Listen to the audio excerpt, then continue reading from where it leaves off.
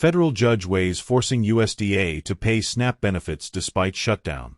Federal court hearing held on October 30th placed intense focus on whether the U.S. Department of Agriculture, USDA, should use a $5 billion emergency contingency fund to prevent an interruption in the Supplemental Nutrition and Assistance Program, SNAP, commonly known as food stamps. U.S. District Judge Indira Talwani presided over the case in Boston and expressed concern about millions of Americans potentially losing access to food assistance if the government shutdown continued into November. She suggested that instead of halting SNAP benefits entirely, the government should identify a way to provide reduced or partial benefits during the shutdown. Talwani indicated that she would issue a ruling by the end of the day.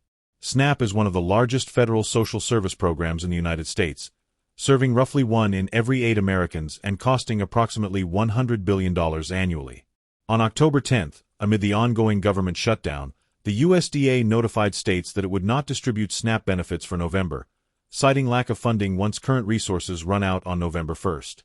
The heart of the dispute lies in whether the USDA can legally use its $5 billion contingency fund to cover SNAP benefits during the shutdown.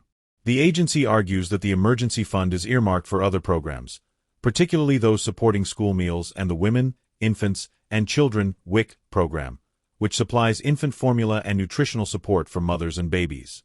A USDA memo also notes the fund is supplemented by $23 billion in tariff revenue, which is likewise committed to nutrition programs for children and mothers.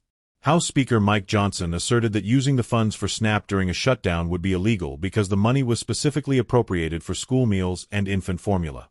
The USDA emphasizes that states choosing to cover SNAP costs temporarily would not be reimbursed, given that the program costs approximately $8 billion per month.